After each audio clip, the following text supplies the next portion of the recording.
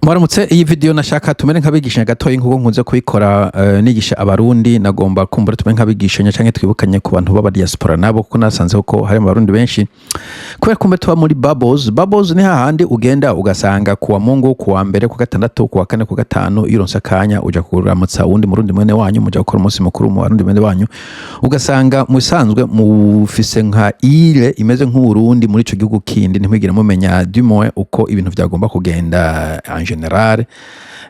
Donc ino video ni ibibazo babajije ngo mu ambassadeur umwe yari yatemberereye muri Australia, kuko ntabwo ntimukonfonde ko ari umubasire mu Burundi ari mu Australia, no mu ambassadeur w'umurundi mugabo menga bafise office muri China, hanyuma yatembere muri Australia, South Australia, antu bita Adelaide. ndibaza ko South Australia canke Adelaide arimo barundi benshi cyane muri Australia je pense, sinzi ko Melbourne babangana n'abari muri South Australia. But in any case, Victoria, in any case, ibibazo bamumajije mvina gomba mvuge ko inyishu kumbure nta nico nja kwiraba, kuko inyishu z'abadede zazinde wanashaka. Mugo nashaka gusa mvuge ko ibibazo bimeze nk'ibiri déplacer ko bashaka kuvyumviriza vyose. Ni channel nabonye umuntu yanyandikiye twa James Media Australia, James Media, mushobora kuja kumuraba mumviriza ama video yiwe. Ariko reka numvize bino bibazo kugira ngo ndabikorere ko nka education. Encore une fois, ntabwo ndiko nakitika bano bantu, tuko turigishanya keshi abantu basanzwe, nta kintu bon rimwe niko babitahura, nico tuma twigishanya gahoro gahoro. Reka tubumvirize. Akabazo kanje ka mbere 65% kwijana n'ugwaruka mu gihugu cyacu cyiza c'Uburundi. Turiko turakurikirana twumviriza amakuru, turumva ko bariko baraja gukora imirimo hanze. Nziza cyane ko igihugu kiriko kirabaronderera ubuzi kugira bagwanye agashomeri, ariko muri ibi by'imbona kazoza 40 igihugu cifashe mu 60 igihugu biteye imbere, ntimubona yuko ugwaruka ruzohava rusuma rukagumiza hiyo utwo basumye? Mbega hoba hari ico leta iriko irakora kugira ngo abo baja gusuma batahukane impamba canke bagaruke guteza imbere igihugu cyacu? Akabazo ka kabiri, bon imere ko akora ku kabazo ka kabiri kamvuge kuri ico, avuze ko abantu baja hanze niwe ko hanini ari bajya abantu bariko baja mu bihugu by'abarabu kurondera amafaranga atosha kuzo bayagumizayo. Hari ikintu leta yokora. Ikimwe nashaka kwigisha kuri ico nuko musanzwe kirazira ko muha ububasha leta ku mafaranga mwakoreye. Okay, umuntu afashe leta ntabwo ari yararungitseyo, usanzwe ko itabari hitike, itabari ya buri kintu, ishobora ko yakoranya amasezerano n'igihugu kiniki, ivyo ni aho niveau mugabo neza ko umuntu wese yagiye muri Arabia navuze no muri video ntabwo yagiye afitiye ideni leta yuko amafaranga yokoreye leta yo ciyajera. Bahisemo kuyagomezamo ko yoba akazi kiwabo, ntaco byo bibatwaye, ntabwo ari abakozi ba leta, ntabwo bakora kuri embassy. Bahisemo kujya kuyashora mu handi hantu ubona ko yobungukira, yagomba kuba ntuzeye prerogative yiwabo. Kirazira ko muvuga ngo leta ibe iri controller ubuzima bw'abana b'abantu bari privé. Ngubu ariko barahangayika, leta irazi ukuntu bariko yahangayika. Umuntu amerewe nabi, leta iragenda ikamufasha kugira ngo ave muri ubwo bumererwe nabi arimo, ko nzi bari benshi bamerewe nabi muri Saudi Arabia no muri Dubai. None bogira amahirwe bogoroye, leta ikivuga ngo amafaranga yakanda kwereka ico yakoza. Come on. So ico nk'ico kibazo numva sinumva ico yashatse kuvuga. Uziye ko kandi bajya abantu amafaranga adanture kazogarakana mu Burundi kubera mu bisanzwe hariya badashobora kuronkaho na badafite na droit de propriété, nashobora kugura inzu hariya. So bazogarakana vyanka vyakunda, mugabo kandi numva ko leta itagomba kuba ariyo ibasabwa ngo ayo mafaranga azana tubeke ingene mu yakoresha. Akona akazi kiwabo. Sinzi uyu muntu ikintu yabagije ico ashaka ko leta ikora, siko ushaka, I don't know, sinzi ikintu en pratique ko ushaka leta igire gute. Ifata yugure account muri bere, but umuntu undi wese azozara yashikiza hano, I don't know, sinzi ico bashatse kubaza ngaha. Reka patse tubandanye. Kubaho mwakoze kuza ahantu ko batumvise muri iki gihugu cya Australia turi abarundi benshi cyane. Hari abamaze igihe batarasubirayo, tutarasubirayo, hari abatazi iyo baja niyo bava, hari abavuye ruguru bavuye mu gisagara. Ariko hasi wacu amazi arashuha ntibagire ibumbeho. Banyakubahwa mfise igisabo aho mugeza canke mudushikirire ababijejwe, turabona yuko ejo canke hirya y'ejo abarundi tuzotahuka tugasazira nk'iwacu. Nagomba rero nsabe igisabo canje mugende mudushikirire nyenicubahiro Sebarundi muti barasabye agatongo kaba ahantu habona. Urabona nk'abakuriye ruguru, nk'abavukiye ruguru, nk'abatazi niyo bava, hari nk'agatongo nk'aho kubaka akantu k'imetero 10 kuri 10 kugira ngo ejo canke hirya y'ejo uzoshaka gutaha aronke ahaza gushira agasara. Ivyo rero tubisabye nk'abarundi, tubisabye nk'abasabira abana bacu n'abandi bose. Murakoze cyane. Ico ni kibazo ca iki kibazo kiragoye naco nyene pe. Sinzi ko n'abarundi twiyumvira en principe none bodaba ngo ngo hasi wanyu barundi kaze kumbura jene banyumva abo basaza si wabo mu bajene muri kumuraruka fata ko ico gihugu ari ci wanyu. Okay, igihugu ko residence kigo wa citizenship gifate ko ari ci wanyu. Okay, abo bazungu mubona muri Australia ntabwo basekuza n'abasekuza babo bavukiye ngaho, abavukiye ngaho n'aba abogine ubona ngaho bariko baraberabera nk'aho mu mashamba muri Northern Territory. Okay, abazungu mubona muri Australia, muri New Zealand across the ditch nko muhita baje abazungu baje bava hanze mugabo bashika igihugu bakigira icabo, baracubaka bakigira uko mukibona, bacubaka ibiraro, amazu meza, bafata guverinoma barayifata in their hands. Abashinwa mu nyuma baraza, sinzi ko Wong akiri ministre des relations extérieures hiyo simpereza ko kurikana amakuru muri Australia, mugabo ko abashinwa nabo baje bati natwe igihugu ni ciwacu, bakigira icabo. Abahindi baje bakigira icabo, ugiye muri leta, ugiye mu baganga, ugiye ku university, ugiye ahantu mu auction bari kugura amazu usanga ari umushinwa amuhinda hari, kuko bavuze ati igihugu ni cyacu. Namwe muri ko muja gusaba amatongo 9 juru cyo gusaba amatongo ndajogarako no, iki gihugu ni ico iwanyu, mutageze iwanyu niho muguma muri third class, niho muguma muri under class, kuko kitanu kwishira ko atari iwanyu ni kujya bambarira abatwasi nkunze kuvuga ko mugani ko twakuze tubabona. Yashobora kuza ukavuga uti inuze dusangire, ngo reka data wanje je nizonsangira n'abarundi, ingo I let you come. Australia irabareka muze musangire, muba mukomera ngo nimusangire ngo si ciwanyu. Ni igiki wagiye gukurondera muri Australia bakakubuza? N'umwana uyu yagiye muri armée akavuga ati we kuri umurundi ni kuciga mu gisirikare, genda mu gipolisi, genda mu gisirikare, genda muri navy, genda muri air force, genda ku université, itoze mu bashinga amateka, ntibazogutora peut-être kubera mudakwije nombo, mugabo ntibazokubuza ngo ntukuja ama condition kigusi ikiwanyu. Igihugu ni ciwanyu, mugifate par les cornes, mugitware. Okay, nibishoboka mugabo essayez. Muri Canada turafise ministre dame par exemple, mugabo giye nko muri Amerika urabona amakamana komakomeye ariko twagwa n'abahindi, uhere kuri Microsoft yenyene ushitse kuri Google, companies zikomakomeye cyane.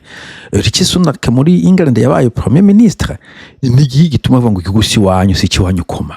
Okay, ico passons mugabo ndagomba kubwiye aba jeune ntimumvize aba basaza, mufate ko ariho hiwanyu, nta handi hiwanyu umuntu afise. Noneho nawe ndiko ndavuga cyane n'abahindi omo bose bihugu vy'iwabo, mwe nta nibihugu mufise, ikindi gihugu mufise ni ikihe? Burundi. Which country is that? Okay, ico ni kimwe nagomba kuvuga mu ciyubare mwame mugifashe. Bo ico gusazira iwabo ico ndakiguha abantu bari mu bihugu bizima, iyo hageze mu busaza kubera kumbure systeme zo hanze batazimenyereye barahitamo gusazira iwabo. Ico très bien, iyo ni inzira nziza. Mugabo tudahuriza muzehe kuvuga ngo Sebarundi abahe agatongo. Ndakubaza aho muri Australia ifise population density ntoyi cyane ugereranije n'u Burundi. En effet, je no kuyikwereka ngaha kuri internet, uravye density population density, donc population density ni densité de la population muri Australia, donc abantu baba ku kilometero kare muri Australia, ubaravye bangana bane bangahe. Usa n'igihugu kinini cyane gifise amatongo manini atamuntu yabamwo manini kitagira uko kingana, ibagiye kifise abantu 4 per square meter. Australia has one of the lowest population densities in the world, estimated at roughly 4%. Abantu 4 per square meter, abantu 4 mu vyuma neza 4 ku kilometero kare. Think about it. Umuntu hari mu abantu 4 ku kilometero kare. Icuraba mu Burundi, okay? Mu Burundi n'abantu bangahe? N'abantu 533 4 553 muga muri Australia ahandi ni 4.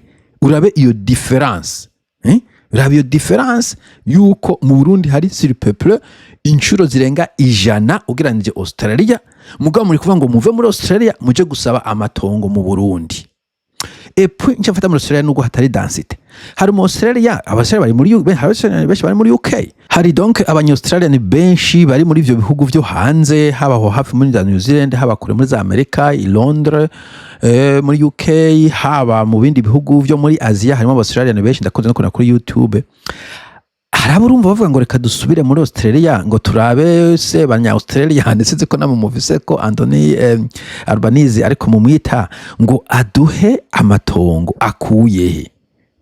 Nta matongo agaba, ni umunyagihugu asanzwe umenga bavuga ko afite amazu ashika nka 3 na 5, ari namazu yigure yiwiwe nawe nyine akeneye itongagura mu bandi.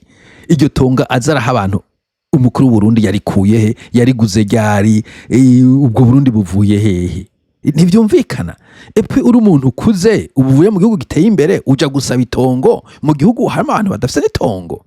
Deja mu Burundi abantu benshi uwo banakano kangana isemo yorima boshima Imana. Mu gisagane ko kuko ari abantu usanga bari parked mu zawe yenzihe uwo banakano kangana bashaka kubaka igushiraho imeza boshima. Mugabo uva muri Australia igihugu kitarimo abantu, igihugu muri ko mukura amadolari biteze kwa muzo bakiza muje gusaba agatongo k'ubuntu mu Burundi. It doesn't make sense. Je sindamenya amfete nibyo bintu bituma n'ubundi tudatera tuje imbere. Menye navuga ngo umuntu arakira ntakiranzigariza, kiraza ko umuntu ava muri diaspora akaja gusaba itongo mu Burundi. Ça c'est ridicule, c'est trop ridicule. I Burundi ujanye amadolari 200,000 ntibura ahantu uja gusazira ukubaka. I don't know. Sindavyumva amfete ukuntu umuntu ashobora gufata ijambo kugenda ngo usabire se Barundi ngo aduhitongo. I don't understand. Sindabitahura. Umuntu avyibaza ko uze ko nasamure ko yabiko vyaza oparava kireza ko muja gusaba amatongo ahantu hatagira amatongo, kandi bwasaba umuntu atagaba amatongo se Barundi ntagaba Burundi burya mufa kubesha Burundi subwo umuntu umwe nta matongo afise guha abantu, usibye ko kumura abantu bacayijwe amategeko. Ari navyo byo biguma mu imanza nyinshi useveri kiragira bavuga ngo twayawe na leta nta bashifite gutanga amatongo. Ihari abantu exen hero abantu bagomba gufita forming n'amatongo agugwa ava mu bakaja mu yandi, so kuvuga ngo uvuze discours ubwi ambassadeur bavuga ngo we muzehe duguhitongo. Come on. Ukeneye gusazira mu Burundi iprepare, okay? Ivyo ona nkora ama video menshi iprepare.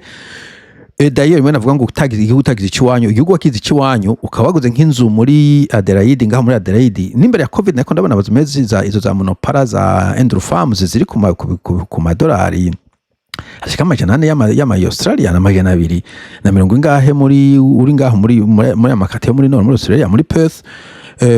Ugeze za Amadei urashobora no kuronka munsi y'amajana 2. Umuntu yaguze inzu kiyagihe ubuzije ku majana 5, no kuvuga yaridubuye ucuyigurisha ubu ushaka kujuja Burundi gacu ubaho neza. Ayo majana 5 kayasha mu fuko wawe niba naho banki bukifite mortgage ho amajana 3 wosigarana. So igihugu kigira icyo wawe utangure kuronda ama project aho nyene, hanyuma umunsi washaje kujuja Burundi ufise ama asset ushaka liquidatinga, ufise ama cash wabitse, ufise ama investment, ntuje gusaba itongo mu Burundi. So seredi kimaze imyaka 20 muri Australia kujya gusaba itongo mu Burundi. Ibyo wabiteye niso na principe. Voilà, nico nashaka kubabwira ni kimamfete birafatanye byo ko utagira igihugu kwa icyo wanyu ukaguma kumbore uzubara. Je ndibuka no muri Cape Town ndiko ndaja kwishura aho umuntu yambwira ngo nawe ngo hawiga ngo ni wanyu wazoguha akazi. Avuga ati come on, hani wacu ko ariho ndi ubibene ibi patria aho uri niho iwanyu. Bikindura ugahindura très bien, ujanye ufise skills ufise amafaranga ahandi hose ugenda kuba birakorohera. Mugabo bonye ahantu hari huzi hari amashure hariho amazu ariko muri Australia amazu yaraduze biteye ubwoba ukaguma uzubara ngo hasi wanyu niho nyene usaza uri kurasaba itongo. Probleme. problem. Encore une fois sinko ndavuga umuntu umwe, uyu muntu ndamutaze nka education, kuko abantu benshi usanga bafite izo mindset aho kwiteza imbere bakaguma barinde ngo igihugu cy'iwacu kandi bafite ahantu bari igihugu cyabambarashije à bras ouverts bati kora n'importe quoi, nta muntu bazibira gukora ikintu muri kino gisagara, muri kino gihugu. Uzibigwa n'ubumenyi bwawe n'ubukorikori bwawe na skills zawe na talent zawe, ivyo nibisanzwe. Mugabo usanga n'abantu bashobora kurepresenta ibi bihugu muri za Olympique, rimwe harimo abanyamahanga muri New Zealand bafise umunigerian ntayibuka izina akunze kuja muri ntuzeye muri boxing, abantu kumbure babajene baja muri kickboxing wamubize Israeli Odesanya kizina nk'ico cy'Nigerian cyo mu Nigerian ni waseruka New Zealand muri heavyweight.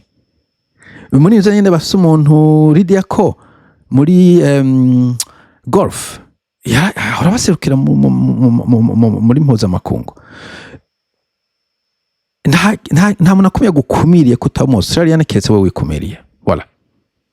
Kibazo cya gatatu, hari avuze yuko Imana yadufashije kandi turashima dufite ubwene gihugu Burundi.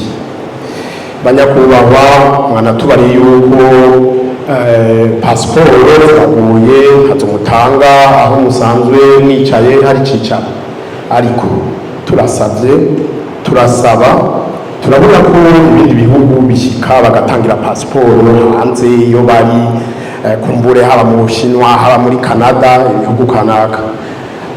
Mu dushikirire ababijejwe canke namwe mu bikorere ko umunsi umwe tuzokumve pasiporo y'u Burundi itangirwa mu mahanga. Murakoze cyane. Ikibazo gikurikira ico kibazo ni ciza mu vy'ukuri, mugabo encore une fois uvuze uti ibindi bihugu Uburundi si igihugu. Okay, Uburundi si igihugu, ibindi bihugu vyose vyo kwisi ahantu hafise ambassade urashobora kuharonkera pasiporo d'une manière ou d'une autre. Uburundi ntibishoboka, yatanze inyishu ya fake ngo bakeneye ko babanze banduke digitale ni shasha mu bihugu vyose, ivyo bintu biometrique vyose ni bishasha. Mugabo pasiporo zamwe zitangwa muri hanze, ubari imbere bakabironka, bari hanze bakayironka. So iyo excuse siyo, nuko abadede en fait ivyo ntavyo bitayeho, iyo batabona ukuntu bayikuramo amafaranga ntavyo bakora. Uzi aho mbona bikuramo amafaranga ko nk'ubu bafashe bagasohora pasiporo muri Australia cyangwa muri China, abanyaustralian boja no muri China kuzirondera kubera habegereye.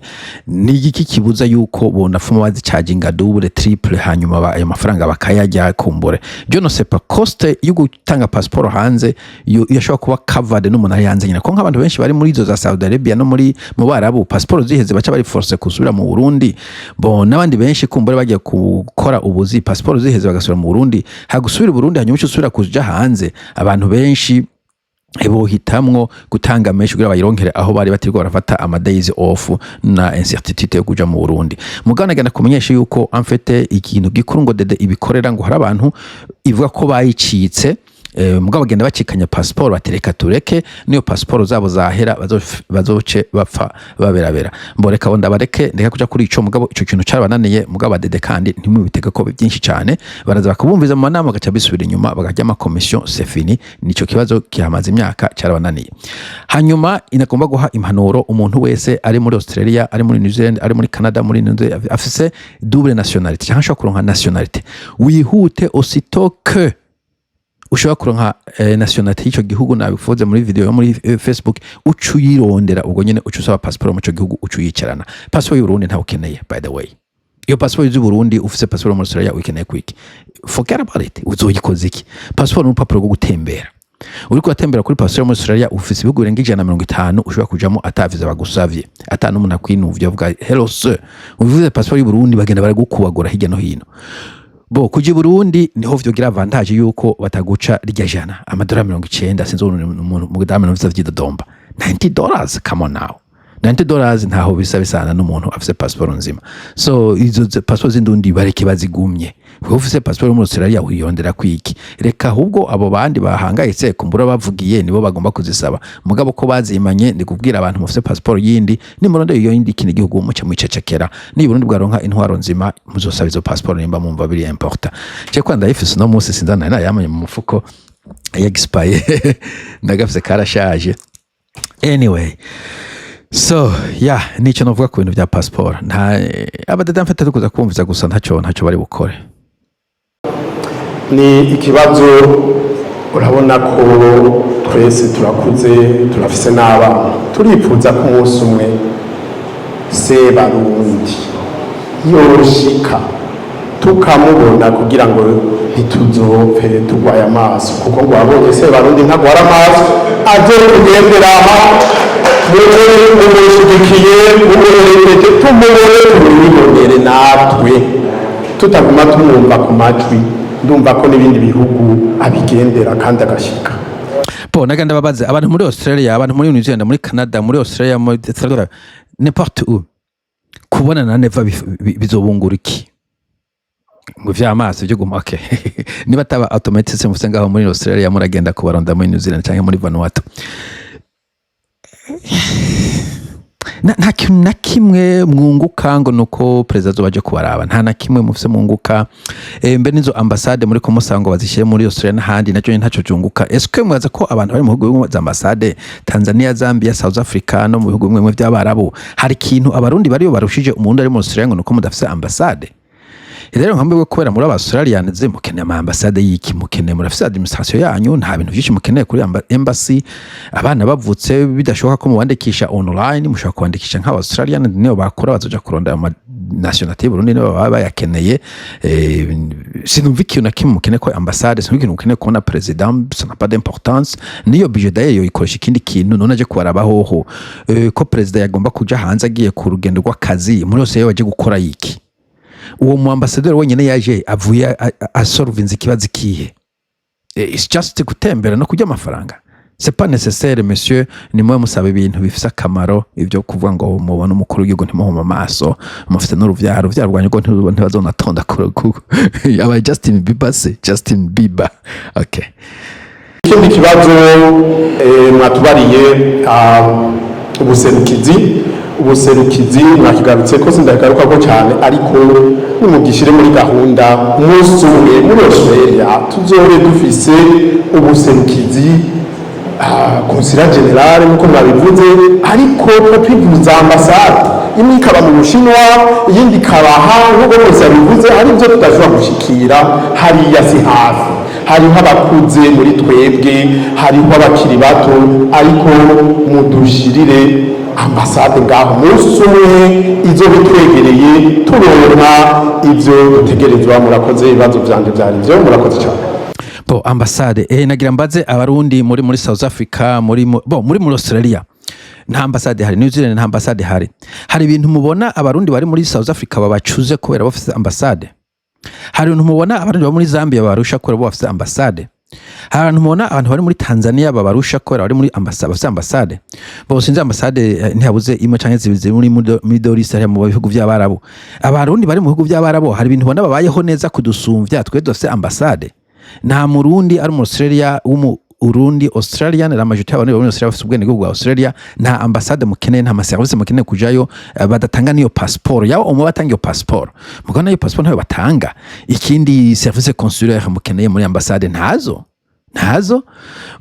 ibihugu bizima washaka kwandikisha umwana yavutse kugira ngo abe registered hariya kumbere yandi ma service za mariage nibiki mugabo uri mu Australian umwana wawe uramwandikira ko ari Australian kumbere wofuse ivyerekana ko umurundo bigumye niyo yakura akabona ko akeneye kuja kurondera nationalité Burundi azoja kuyirondera mais chances are abana banya nta n'igihundi bavuganiza ko undi atazoja kuhabiramo cyane ariko bishitse nibaza ko ivyo bazobigera nta kintu ambassade na kimwe iri kirazi iriko ziramara cyo kibazo ko nacibagije arafa passe ndiko ndavuga ko umugabo nyene yasiguye hano ambassade y'u Burundi imaze iki par ailleurs presque rien ahubwo benshi bafite n'ubwo bakwisha kuca iba nka surveillance y'abarundi bamico gihugu kuca genda igihugu umuntu umeze kugoma kuba consulaire baramubujije ati wowe ugomba kudukwegera ntidukeneye ko Burundi butwegera mu gihugu cyacu twibereye mu mutuzo okay anyway nivyo nashaka kuvuga donc ibibazo abarundi baza kemera rimwe mu menga kumbure bashe bari kuba plus ou moins éduqués.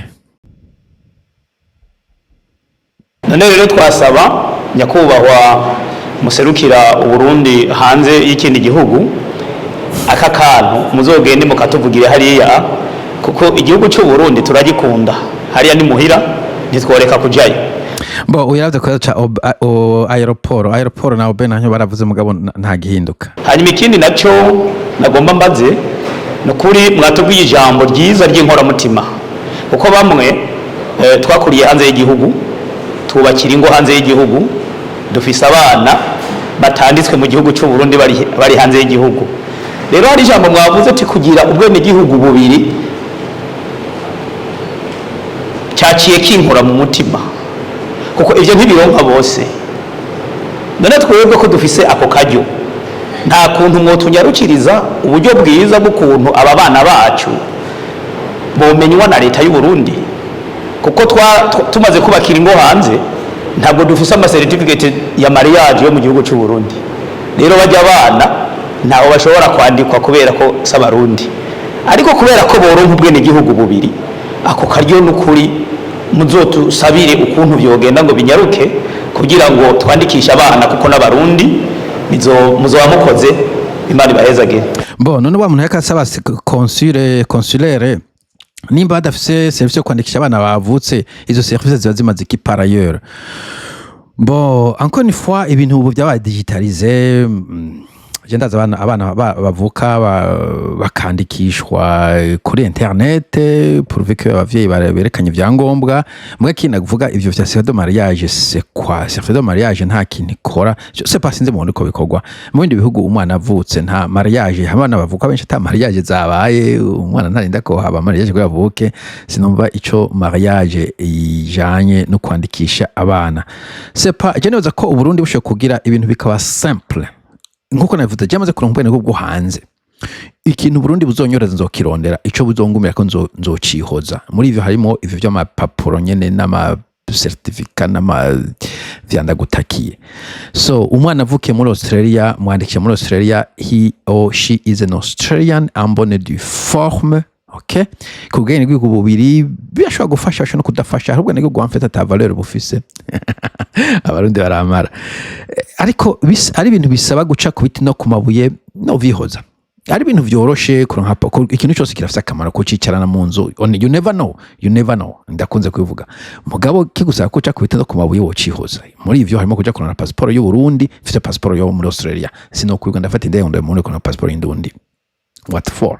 Cyo kimwe na birth certificate, ivyo byo kwandikisha abana mu Burundi, umwana afise aho yavukiye yanditswe, c'est fini. Abavyeyi nimba mufite ibyangombwa vyerekana ko ari Burundi, hanyuma n'ibyangombwa vyemera ko abana bavyaye, umunsi bashatse bazogenda babikore, chances are nta nivyo bazokora. Mais passons, katwumvirize uno mudamu nawe hanyuma duce tusozera. Ndagomba kuvugira ni ikinyene cyo kuva ngaha umuntu agiye mu Burundi, ni ikihasa c'amaviza, how umuntu asajya kuri airport nyene yashitse ko turi Abarundi bacajinga amahera y'iviza na wakati tuko Warundi. Ico ni kimwe, kandi kindi ko bacajinga mu manyamerika, basi uravuga ati niza n'Amarundi. Icyo ni ikibazo legitime. Muganda aza ko ari legal, manaza ko iyo ufite passport zibiri urahitamo iyo en fait nationalité yawe, iyo kuratembera nationalité yawe ni passport ufise, nta kintu kimwe kimeza ko Umurundi par ailleurs usivye iyo passport. So winjiye kuri passport y'umuntu New Zealand, y'umu Australia no mu Canadian, n'ikigehoro mu Canadian no America n'ibiki ibintu byo gutravelinga. So ico kameme naza ko anko no kwigishanya, sinde ko ndamukonda na kwigishanya. Iyo ugiye hanze passport y'igihugu ugibana kwaje tuva mu gihugu kihe uvuga cya gihugu ufite passport, sino ushobora gusanga biguteye na conflict. So winjiye muri Burundi ufite passport ya Australia, bagufata nk'undi mu Australian. Kwizo mu madolari naza ko baba bashaka koreza abaturiste benshi kubera ubasabye mu Burundi n'ubundi bacasa ko cya kuvunja. Kandi kuri airport kenshi na kenshi imbere yuko urengana security na immigration ntuburabonana n'ayandi ma business nkagira ama exchange n'ibiki, kuko urumva niho nturekure gutangura kuri business amfite nka transaction utarashika mu gihugu. Neza ko ari kugira borohereze Abarundi na Abarundi gusa, remember we kwanza ntuburi Umurundi mu Australian. So ico I don't know, sinumva ngene ambassador yacishe muganza ko ico kiri clair uri korotembera. Abafite passport zibiri ariko usanga bakoresha izo zibiri bazentereshanja kumbure vyofasha nk'ubu. Haryo umuntu yibaza ngo amadolari 90 si menshi, mugabo urana nk'abandi ushobora kufisa abana batanu n'umugore n'umugabo muri abantu ndwi times 90 n'amadolari 600 n'ayandi yose amadolari make kumbe ntajika. So yes, ni vyofasha ushobora kugura pasiporo z'indundi nimo navyo vyokoroha sino nibaza ko ivyo bakora legitime ico nuba twokirengana. Ikigira kabiri ico ni ikibazo ariko ntikibabaje cyane, hari ikibazo jewe cambabaje ndaheruka kugira ibaka ndagana mu Burundi n'inkanda bwa sindari ndahazi sababu abantu twavukiye uko ngambo uko and then tukagenda mu Burundi ugasanga hari ibintu kanaka ugiye wishimye ubona ubwo Burundi ugasanga hari ibintu kanaka bimeze nk'imitego kwa kweli si vyiza. Ikintu cambabaje ni ku mabenki. Okay, nibaza ko hagiye kuva ibintu bya bureaucracy n'ibiki ugiye Burundi n'igishika cinshi bo twe twakure mu Burundi turabitahura turavyumva turadiringa n'abarundi turumva ko vyifashe mugabo nk'umuntu nawe nuko kumbura ko muri za Tanzania jo panche za Congo similar hariho ntuzeye bureaucracy iri similaire ariko nk'umwana wawe yavuka ngaho muri Australia afite imyaka 18 20 mujanye mu Burundi ari umigwati mama what's going on yeah bo ariko kandi iyo utembera izo bureaucracy uratinduka zimenyera canke ukazihoza iyo vy'amabanki kirazira kudiringa na banki I don't know iyo ntembereye nko mu bihugu nzi birimo bureaucracy Philippines kimuhugu biri heavy muri bureaucracy ndagerageza nkagabanya frictions nkagabanya bureaucracy ku buryo ata hantu henshi duhurira no kuvuga ari ibintu nsaba nkabisabira ngaha ari amahera mvunja nkayavunja bo kuvunja ntabwo ari bureaucracy hariya biba vyoroshe mugabo nashaka kuvuga uje mu gihugu cy'u Burundi kiri heavy kuri bureaucracy n'ugenda witeguye ko uza kuba disappointed igishiko kagenda wakigabanije mugabo n'ubikana kigiye ujya mbere abantu benshi kandi bumviriza ibintu byo ku social media bavuga Burundi igihugu cyiza cyacu cy'u Burundi nibaze exactement uri kuradiringa n'abahizi ko ari casted bon ibyo mugabo ifako mugira first hand experience byo mutahura anyway ndashaka gusa tuganire n'abarundi bene wacu bari ngaha muri Australia nko ni fwa yari education siniko ndakona n'abana bantu ni inshuti nababanye kwanza nzoba ndi muri Adelaide muri September uzoba ari hafi tushobora gusangira coffee sindaduga za Andrew Farm na Monopara na Elizabeth mugabo umunsi nzoshikayo ndazakora abarundi benshi cyane kandi ndafise umurundi w'umugenzi down in Elizabeth Downs yeah hariya okay mugira umunsi mwiza abantu b'Imana tuzosubira bye bye.